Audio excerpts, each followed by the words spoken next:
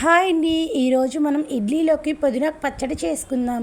పుదీనాకు పచ్చడి కోసం పొయ్యి మీద ఒక గిన్నె పెట్టుకుని కొంచెం ఆయిల్ వేసుకుని ఆయిల్ హీట్ అయిన తర్వాత 2 పచ్చిమిరపకాయలు చిన్న చిన్న ముక్కలు కట్ చేసి వేసుకోవాలి. పచ్చిమిరపకాయలు బాగా ఎర్రగా వేగినాక ఒక స్పూన్ ధనియాలు వేసుకుని ఎర్రగా వేపుకోవాలి.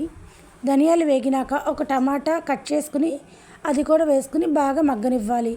అందులో కొంచెం చింతపండు, పుదీనాకు బాగా వాష్ చేసుకుని పుదీనాకు వేసేసుకోవాలి.